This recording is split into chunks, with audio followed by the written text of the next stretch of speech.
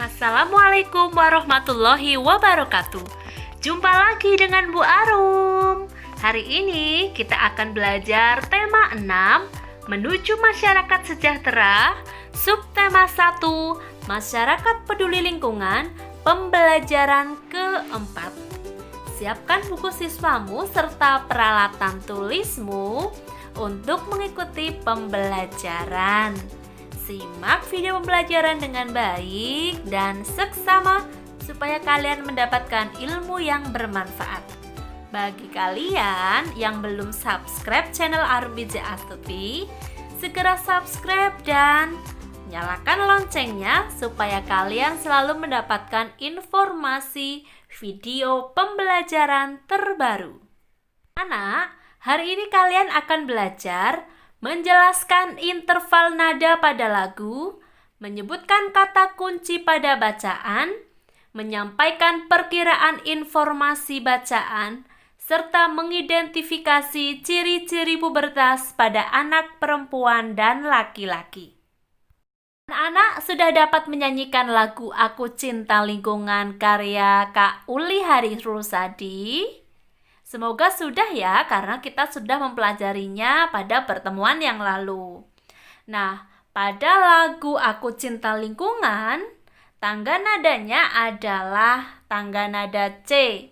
Nada C dinyanyikan sebagai Do atau C sama dengan Do. Jadi, interval lagu berkaitan juga dengan tangga nada. Untuk memahami interval, kalian harus memahami tangga nada, terutama yang berkaitan dengan pokok nada sebagai berikut. Yang pertama, deretan nada-nada dari setiap tangga nada. Contohnya, tangga nada C dimulai dari C, D, E, F, G, A, B, C. Kemudian turun lagi B, A, G, F, E, D, C.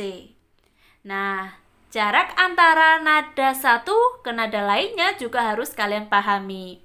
Contohnya pada tangga nada mayor C, D, E, F, G, A, B, C adalah 1, 1 setengah, 1, 1, 1 setengah. Jadi nanti kalau masih menggunakan tangga nada mayor, rumus jaraknya ya selalu seperti itu. Yang ketiga yang perlu kalian perhatikan adalah langkah dari satu nada ke lainnya.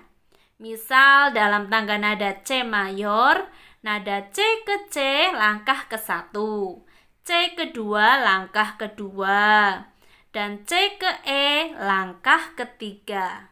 Nah, ini adalah tabel tangga nada pada mayor ya.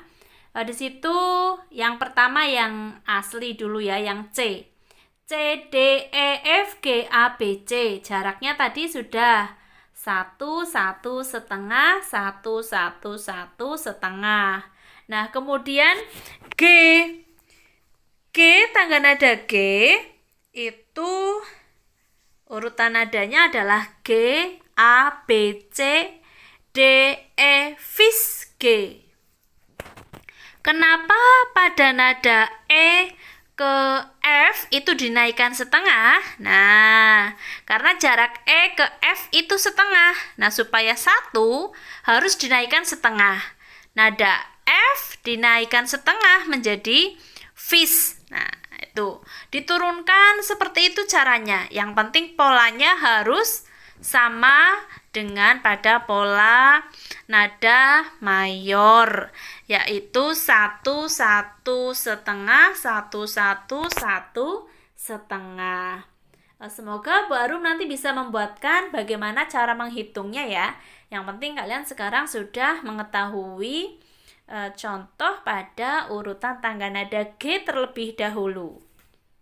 Interval adalah sebuah langkah dari nada ke nada lainnya. Jangka tersebut mempunyai nama tertentu yang disebut nama pangkat.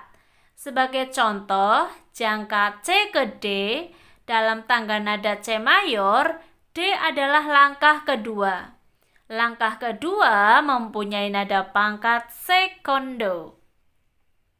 Interval selalu dibatasi oleh dua nada. Nada pertama disebut nada pangkal, nada kedua disebut nada selang. Nah, sebagai contoh, jika dalam tangga nada C mayor, maka nada C ditetapkan sebagai nada pangkal. Urutan pada C mayor adalah ya C, D, E, F, G, A, B, C. C-nya C tinggi. Kita belajar nama interval. Yang pertama prim.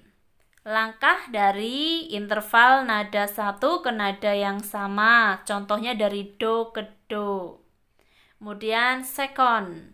Langkah nada satu ke nada kedua.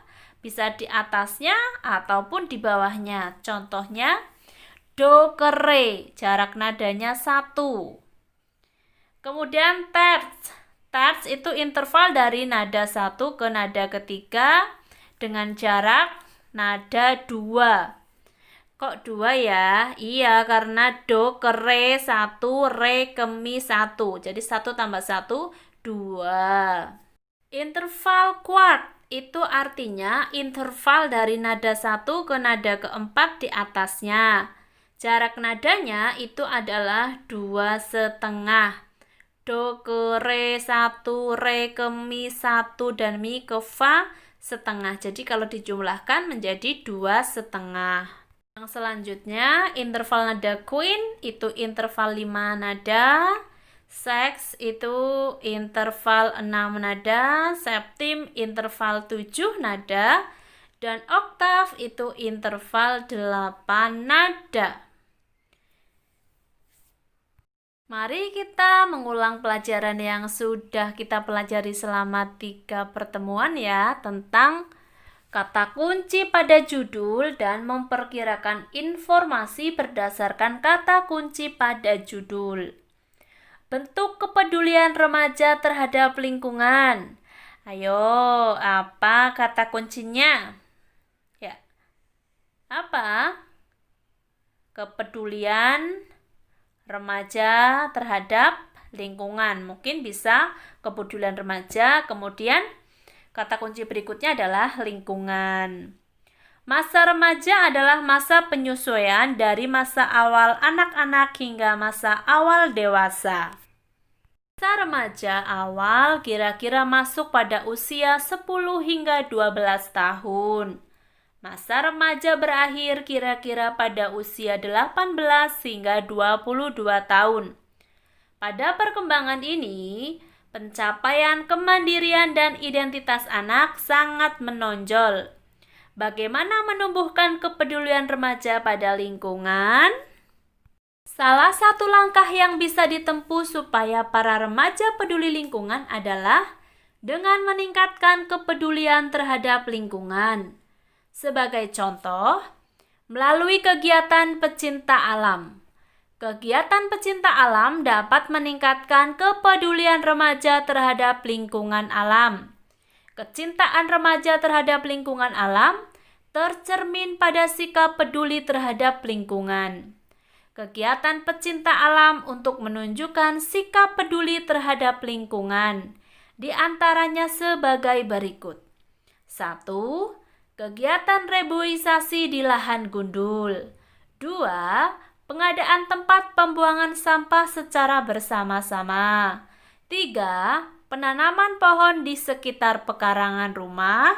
Yang keempat, berhemat air dalam kegiatan sehari-hari. Teksnya tidak Bu Arum bacakan semua ya, nanti kalian bisa membacanya di buku siswa tema 6. Ya, jadi judul teksnya itu adalah bentuk kepedulian remaja terhadap lingkungan. Kata kuncinya yang pertama adalah kepedulian remaja dan yang kedua itu adalah lingkungan. Perkiraan informasi berdasarkan kata kunci apa? Kegiatan yang dilakukan remaja sebagai bentuk kepedulian terhadap lingkungan. Perhatikan gambar ya anak-anak, itu adalah fase-fase pertumbuhan manusia, mulai dari bayi, balita, anak-anak, remaja, dewasa, hingga lansia. Nah, dari pembelajaran yang lalu, kalian sudah belajar tentang masa pubertas pada anak laki-laki. Ciri utama anak laki-laki sudah memasuki masa pubertas adalah dengan sudah diproduksinya hormon testosteron, sudah bisa menghasilkan sperma sehingga anak laki-laki mengalami mimpi basah. Sedangkan pada anak perempuan sudah diproduksinya hormon estrogen, kemudian ditandai dengan adanya menstruasi. Kenapa menstruasi? Karena sel telur tidak dibuahi sehingga luruh menjadi darah menstruasi atau darah haid ya. Nah, setelah mengalami ciri-ciri utama pada masa pubertas, nanti tahapan berikutnya akan nampak pada perubahan fisik. Pada masa pubertas terjadi perubahan fisik yang cepat dan bertahap. Perubahan fisik pada laki-laki dan perempuan berbeda. Kita lihat ya pada tabel ya. Laki-laki, suara menjadi lebih berat, tumbuh jakun, biasanya tumbuh kumis, jambang, dan jenggot. Tumbuh rambut halus di ketiak dan sekitar alat kelamin. Keringat semakin banyak dan tumbuh jerawat. Otot menjadi lebih kuat dan dada menjadi lebih bidang.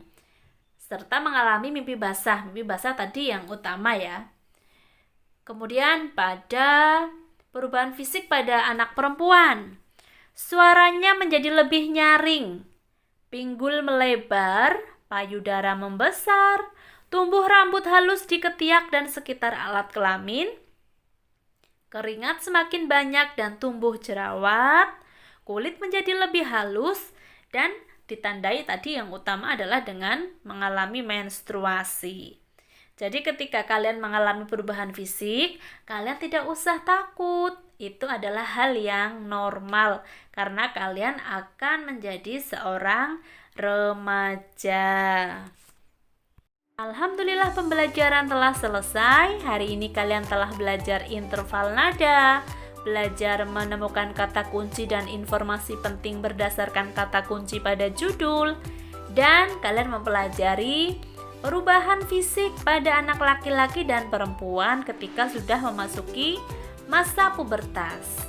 Semoga bermanfaat ya. Selalu semangat belajar dari rumah dan rajinlah beribadah. Terima kasih. Wassalamualaikum warahmatullahi wabarakatuh.